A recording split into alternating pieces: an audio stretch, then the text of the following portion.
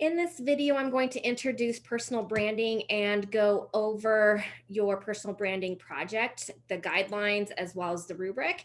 And then I'm going to also show you a couple examples from past students that will help give you an idea what this project will look like. So if you didn't know, everyone you meet has an impression of you, and that impression can be characterized as your current brand. And so this project is really to get you thinking about your brand and refine it, and so you can walk out of this class with a more refined personal brand for succeeding in the future, professionally and personally, and that you find purpose in what you're doing. So it is a process, and it begins with self-analysis. So you're going to need to figure out what your core values and competencies are, and ultimately develop a sort of vision centered around yourself or your personal brand. So the assignment this week is to identify core values. Maybe you have done this in the past, but they can modify or evolve and change over time. So it is good to periodically go back and do an exercise to see where your core values are. Uh, Another thing is it takes into account intended audiences. So it could be related to who you currently work for, and have your brand could be linked to your current occupation and employer, or thinking about where you want to work in the future and the type of profession there. So think about who the intended audience is for your personal brand as you develop it as well. So a lot of times it will be more on the professional side, and seeing where you can find a future position. So you're also then going to want to, once you've developed it, think about how it compares to your current behavior. So a lot of times we think about professional dress. So they say to dress for the position you want, right? So if you're not dressing for the position you want, you're going to need to start. And so find that gap if there is, and work on closing that. If there isn't a gap in your brand and what people are perceiving you as, or your desired perception, then you just need to monitor it and see if the competencies or audiences of interest are going to change, because that may require you to modify things as well. And then once you've completed your personal brand, you want to decide how you're going to expose it. So a lot of times social media is the go-to, and if you don't have a presence on social media, you should. Employers really go to social media to check out their employees, or future prospective employees. I know when we get applicants here, we go online. We generally will find them on LinkedIn. LinkedIn is a very professional site that you can put your brand on there. But consider how you're presenting yourself currently in your social media platforms, and consider how you might brand that should an employer Google you. And the guest speaker that we have that will be speaking on this, and there will be a video online, is going to go more into the impression that you give, and the audience perception in his presentation coming up. So there's ways of categorizing your personal brand, and the reading does a really good job of talking about these and actually providing some examples. But when you categorize a personal brand, there was a study done in the reading that looked at if a person designed their brand around competence, relationship building, or they had a mixture of both, and the effectiveness of the brand. And there was no significant difference. So this should be, again, what is going to be best for you as you reflect. But so you may want to look more at competence versus relationship building, or both. But as you saw from the study in the reading, there is no significant difference on effectiveness. So you can include any of these, or take this as a approach to your personal brand. So the guidelines here, these are now released on Moodle. And what you will be doing for this project is to, in your own words, you're going to create your own personal brand. And I've created a 1, 5, 4, 3, 2, 1 exercise to help you in developing this brand. I say approximately 2 to 3 pages. You're going to see a 3-page to actually 11-page. You certainly do not need to go that far, but it's just going to depend how you decide to approach it. This is approximate in the amount of content, and so depending on how you want to design it. There's a lot of templates out there that I encourage you to use. Word has templates, Google has templates. I know there's Canva now and other online platforms that you can use. There's Microsoft, Publisher. Those can get a little tricky with font and things. So when you just submit it as PDF or save it as PDF and then submit, and it usually won't modify things, but that one sometimes can be tricky with getting it the way you intended it to be. So be creative. This is not a 2 to 3 double-spaced APA type paper. This is going to be visually appealing and really show yourself off in a few pages. So you will include a vision statement. And this is sort of the purpose of your personal brand and what differentiates you from other public health professionals. So you want this to be very precise and clear, and you'll see some examples here shortly. You're going to identify 5 core values and provide examples for these. So each of these, you want to provide some specific examples. It's not defining. So for core values, you won't need to some people have defined them, but this is to personalize it to you and what it means to you. So there will be an exercise to help you with those.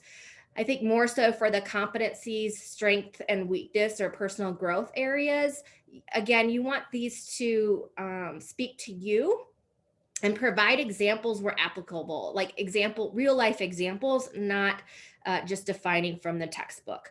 I do want you to apply things that you've learned through the course and or have done through other reflection assignments or activities in the course, but there is still that flexibility to be creative. So the final thing is to include one quote, and this quote is one that already exists. It is not one that you create up on your own. So just want to make that part clear.